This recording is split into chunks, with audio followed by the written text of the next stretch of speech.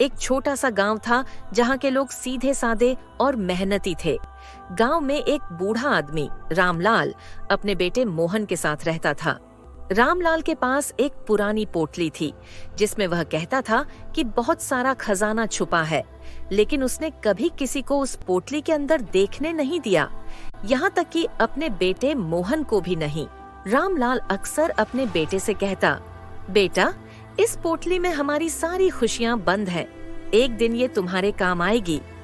मोहन को भी अपने पिता की यह बात सुनते सुनते पोटली में बहुत दिलचस्पी हो गई थी, लेकिन पोटली खोलने की हिम्मत कभी नहीं जुटा पाया।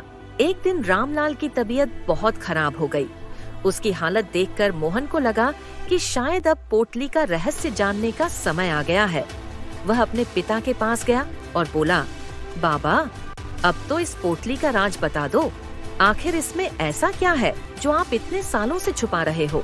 रामलाल ने अपने कमजोर हाथों से पोटली मोहन को थमाते हुए कहा, बेटा, यह तुम्हारे लिए है। इसे मैं कई सालों से संभाल कर रखे हुए हूँ।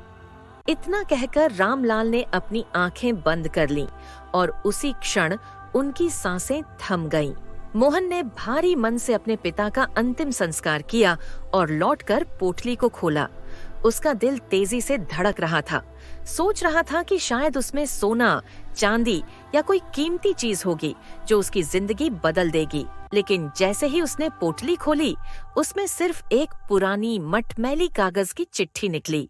चिट्ठी में लिखा था, बेटा, इस पोटली में कोई सोना चांदी नहीं है। असली खजाना है मेहनत और ईमानदारी। मैं तुम्हें कभी अमीर नहीं बना पाया, लेकिन इतना जानता हूँ कि ये दो बातें तुम्हें कभी गरीब नहीं होने देंगी। मोहन की आंखों में आंसू थे।